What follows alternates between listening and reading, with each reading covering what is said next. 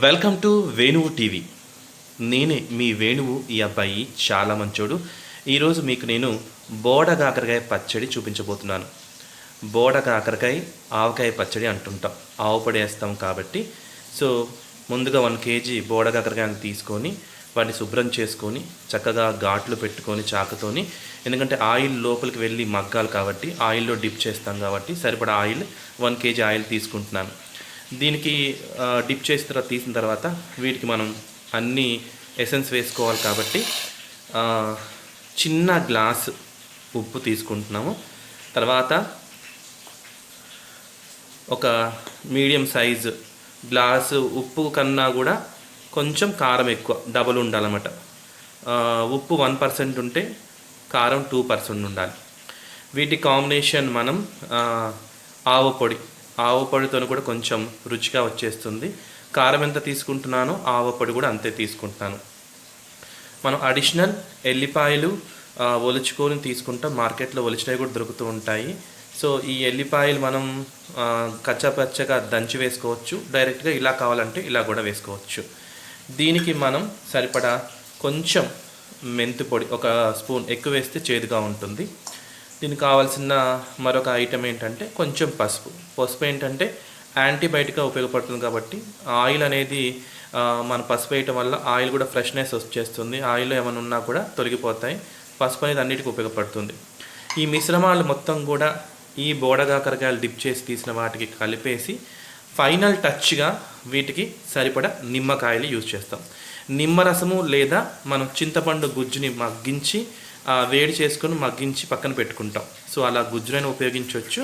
లేదంటే సరిపడా పులుపు ఎంత కావాలని తెలుసుకుంటే ఆ పులుపు తగ్గట్టుగా నిమ్మకాయలు వేయచ్చు. సో ఇది బోడ కాకరకాయ పచ్చడికి కావాల్సిన పదార్థాలు. హలో, నమస్కారం అండి. వేణువు టీవీ. మనం ఇప్పుడు బోడ కాకరకాయ పచ్చడి ఎలా పెట్టాలో, నిలువ పచ్చడి తెలుసుకుందాం.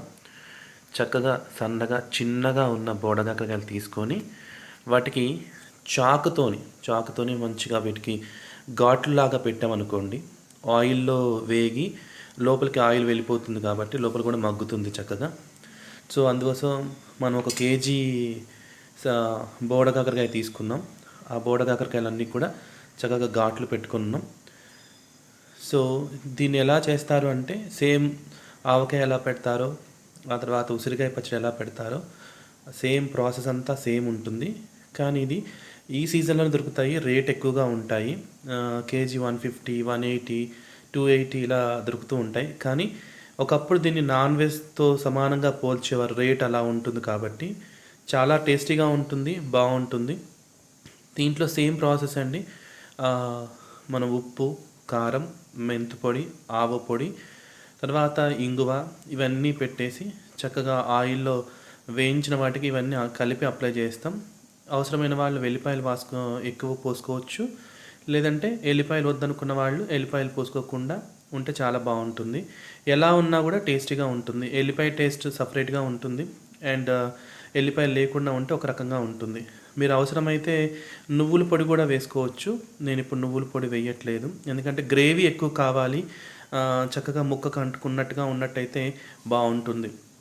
ఈ పొళ్ళన్నీ మిశ్రమం ఒక పాత్రలో తీసుకొని కలుపుకోవాలి. ముందుగా వీటిని మనం ఆయిల్లో మగ్గనిచ్చి అంటే డిప్ చేసి తీసుకోవాలి. సో ఆ ప్రాసెస్ ఏంటో చూద్దాం రండి. బోడ కాకరకాయ పచ్చడి, ఆ కాకరకాయ అంటారు, పొట్టి కాకరకాయ అంటారు, బోడ కాకరకాయ అంటూ ఉంటారు.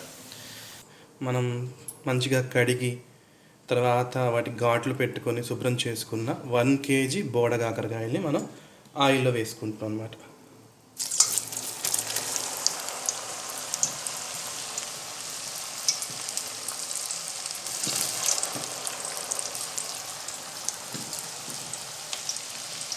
మంచి రిఫైన్డ్ ఆయిల్ అయితే చాలా బాగుంటుంది. నువ్వుల నూనె తర్వాత నువ్వు పప్పు నూనె అయితే ఇంకా చాలా బాగుంటుంది. సో మనం బాగా డిప్ చేసుకోవాలి.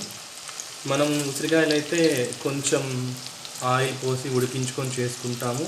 ఇలా ఆయిల్లో మగ్గేలాగా చేసుకుంటాం, 2 రకాలుగా చేసుకుంటాం. బోడ కాకరకాయ లోపలంతా పచ్చి ఉంటుంది కాబట్టి ఘాట్లు పెట్టుకున్నాం.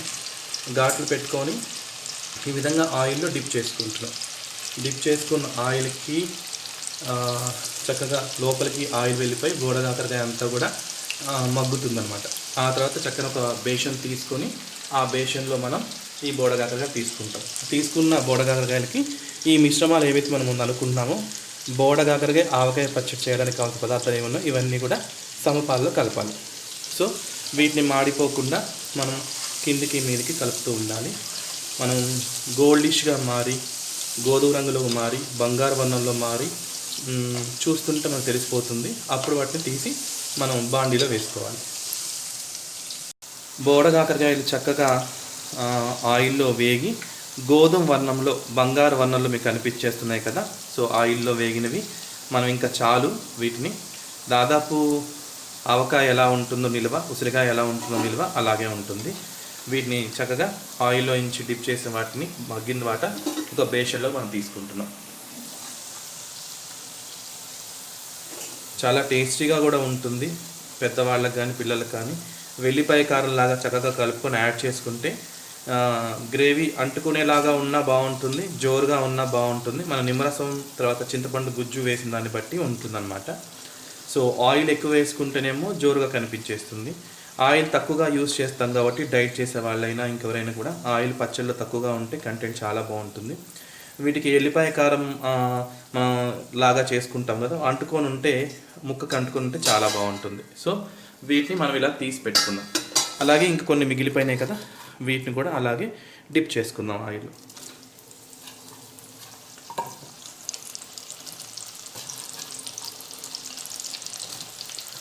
ఆయిల్ దగ్గర చాలా జాగ్రత్తగా ఉండాలి. ఇవి వేసేటప్పుడు సన్న సన్న చినుకులు లాంటివి వచ్చి ఒంటి మీద పడుతూ ఉంటాయి.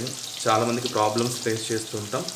మనం నూనెలో వేసినప్పుడు కొన్ని ఆయిల్స్ ఏంటంటే పొంగుతూ ఉంటాయి. ఆయిల్ పొంగుతుందా, మంచి ఆయిలా లేదన్నప్పుడు చిటికెడు పసుపు మనం వేసుకున్నట్టయితే ఆయిల్లో ఉన్న ఫ్రెష్నెస్, ఆయిల్లో ఏమైనా క్రిమి కీటకాలు ఏమైనా ఉంటే అవి పక్కకి వెళ్ళిపోతాయి. సో వీటిని కూడా మగ్గించిన తర్వాత తీసుకొని ఇలా బేషన్లో వేసుకొని ఇందాక చూపెట్టిన మిశ్రమాన్ని అంతా కలిపి ఫైనల్గా నిమ్మకాయ పిండుకుందాం. చక్కగా నూనెలో బంగారు వర్ణంలో వేగిన బోడ కాకరకాయలకి మనము కావలసిన పదార్థాలన్నీ అప్లై చేసుకుందాం. ఈ లోపల ఈ వేడి నూనెలోనే నూనె తీసాం కదా, సరిపడ నూనె, వెల్లిపాయలు మనం కావాల్సినన్ని అందులో వేసుకొని ఆ వేడిలో కొంచెం మగ్గుతాయి కాబట్టి సరిపోతుంది. మనం ఎన్ని కావాలంటే అన్ని వేసుకోవచ్చు. నేను జస్ట్ కొన్ని వేసాను, తర్వాత కొన్ని రుచికి తగ్గట్టుగా మళ్ళీ కొంచెం కూడా యాడ్ చేసుకోవచ్చు. సో ఇప్పుడు మనం ఇవన్నీ యాడ్ చేద్దాం. ఫస్ట్ ఒక చిటికెడు పసుపు, తర్వాత ముందుగా తీసి పెట్టుకున్న కొంచెం మెంతి పొడి, ఎక్కువ వేస్తే చేదుగా ఉంటుంది. ఆ తర్వాత ఉప్పు, ఇది కూడా చిన్న గ్లాస్ అండి, చిన్న గ్లాసు ఉప్పు తీసుకున్నాను. కొంచెం పెద్ద గ్లాసు, దానికన్నా కొంచెం గ్లాసు డబల్ వచ్చేలాగా కారం తీసుకున్నాను. ఆ తర్వాత దానికి తగ్గట్టుగా ఆవపొడి, ఇది కూడా కారం ఎంత తీసుకున్నాను సేమ్ టు సేమ్ ఆవపొడి కూడా అంతే తీసుకున్నాను. వీటిని మనం గంటతో కలిపితే ఏంటంటే సరిగ్గా ముక్కలకు పట్టవు కాబట్టి మనం ఏం చేస్తామంటే చక్కగా చేతితోనే మనం మిక్స్ చేద్దాం. సేమ్ మనం ఆవకాయ చేస్తాం కదా, మామిడికాయ పచ్చడి రకరకాలు చేస్తూ ఉంటాం, ఊరగాయలు, తర్వాత ఉసిరికాయ కూడా అలానే చేస్తూ ఉంటాం. సో ఈ విధంగా దీంట్లో నేను అన్నీ కూడా 3 మ్యాంగోస్ సంబంధించిన రెడ్ చిల్లీ పౌడర్ యూస్ చేశాను. అంటే చూడ్డానికి ఎర్రగా ఉంటుంది తప్ప కారం అనిపించదు.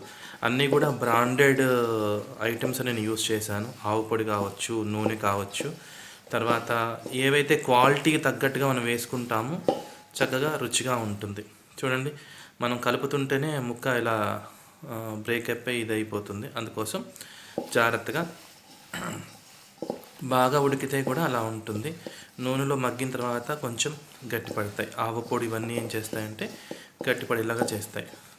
సో మనం దీనికి ఆయిల్ ఉంది కదా, ఎప్పుడైనా ఆయిల్ పూర్తిగా చల్లారిన తర్వాత వేస్తేనే బాగుంటుంది. వేడి ఆయిల్ వేసామనుకోండి పచ్చళ్ళలో ఆవిర్లు వచ్చేసి తొందరగా చెడిపోయే అవకాశం ఉంటుంది. సో అందుకోసం అది దీని తగ్గట్టుగా మనం ఫైనల్ ఆయిల్ మిక్స్ చేసిన తర్వాత సరిపడా నిమ్మరసం వేసుకుంటాం. నిమ్మరసం వేసుకొని ఒకసారి కలిపెట్టి పెట్టామంటే ఆ రోజు కన్నా కూడా మరుసటి రోజు చాలా రుచిగా టేస్టీగా ఉంటుంది, చాలా బాగుంటుంది. చూడడానికి చూడండి ఎర్రటి కలర్లో కనిపించేస్తుంది, అసలు కారం అవ్వదు. నిమ్మరసం కూడా ఎక్కువ పోస్తే ఏంటంటే ఎసిడిటీ ప్రాబ్లం ఉన్న వాళ్ళు తట్టుకోలేరు, ఎందుకంటే బాగా పులుపు అనేది తీసుకోలేరు. కాబట్టి సరిపడా యూస్ చేస్తే చాలా బాగుంటుంది. ఓకే, ఇప్పుడు మనం ఈ ఆయిల్ అనేది మనం వేసుకుందాం. నేను కొంచెం చల్లారిపోయింది, తర్వాత వెల్లిపాయలు కూడా అందులో పచ్చివాసన లేకుండా మగ్గాయి. ఇంకా ప్రత్యేకించి మనం తాలింపు పెట్టిన అవసరం లేదు, అన్నీ వేడి చేసి కలిపాం కాబట్టి చెడిపోయే అవకాశం ఉండదు. తర్వాత మనకు ఎంత కావాలో అంత ఆయిల్ పోసుకోవచ్చు.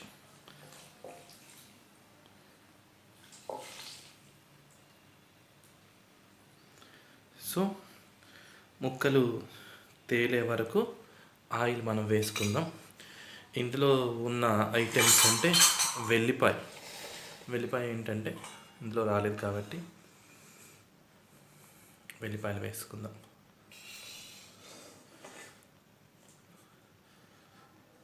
జనరల్గా పోపు పెడుతూ ఉంటారు, తాలింపు అవసరం లేదు.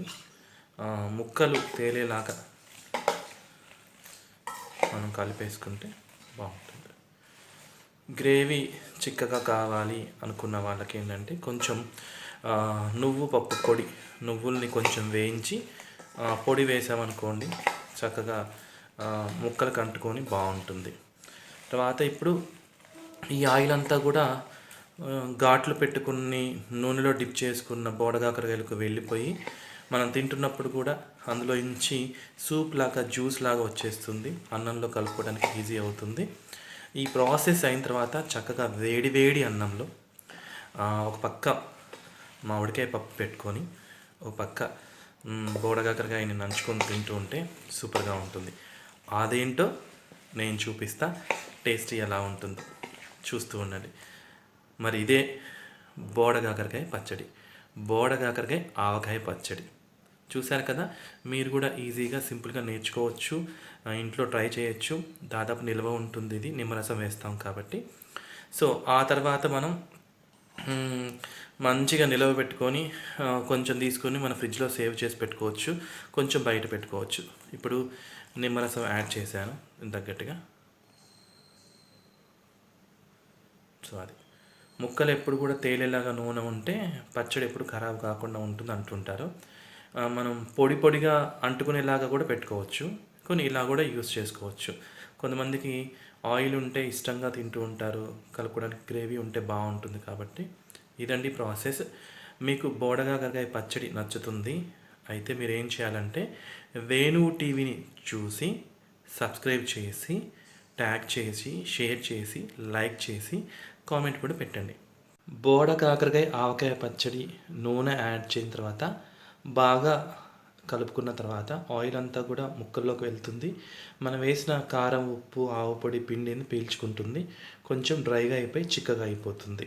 సో ఇప్పుడు మనం వేడి అన్నంలో మామిడికాయ పప్పు వేసుకొని చక్కగా బోడకాకరకాయ వేసుకొని నెయ్యి వేసుకొని తిందాం రండి.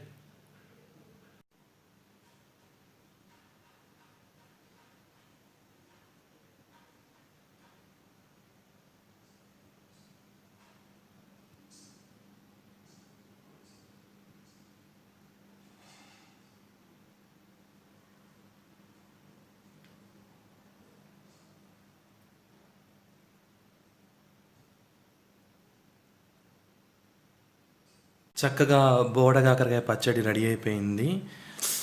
వేడి అన్నంలో చక్కగా 2 పీసెస్ పెట్టుకున్నాను, నంచుకుంటూ స్నాక్ లాగా కూడా తినొచ్చు, బాగుంటుంది. తక్కువ కారం ఉంటుంది కాబట్టి మనకి ఏమనిపించదు, ఎసిడిటీ ప్రాబ్లం రాదు. చక్కగా నేను మంచిగా ఈ సీజన్లో కూడా దొరుకుతున్నాయి మామిడికాయలు. సో మామిడికాయ టెంక నాకు చాలా ఇష్టం ఈ కాంబినేషన్. సో ఒక పక్క మామిడికాయ టెంకని తింటూ మరో పక్కన మనం బోడగాకరకాయని ఫ్రై చేసుకుని పచ్చడిలాగా చేసుకున్న దాన్ని చక్కగా తినవచ్చు. చూడండి, ఇలా ఒత్తేస్తే దీంట్లో నుంచి ఆయిల్ వచ్చేస్తుంది. సో కలుపుకుందాం. ఇంకా ఏమాత్రం ఆలస్యం చేయకుండా బోడగాకరకాయ పచ్చడిని టేస్ట్ చేద్దాం. సో ముందుగా పప్పు చాలా బాగుంది. దీని కాంబినేషన్ బోడకాకరకాయ.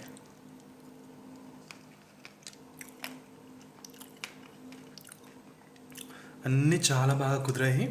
చాలా చాలా టేస్టీగా ఉంది. మామిడికాయ పిక్క తింటూ ఉంటే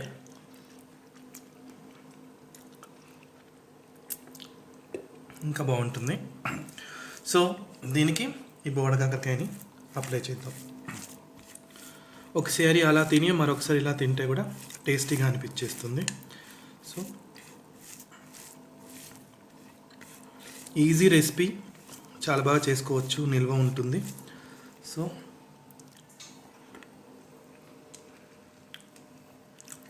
అన్నీ 100% చక్కగా కుదిరాయి. మరి వేణు టీవీ మీకు నచ్చినట్లయితే సబ్స్క్రైబ్ చేయండి, లైక్ చేయండి, షేర్ చేయండి, కామెంట్ చేయండి. Thank you so much.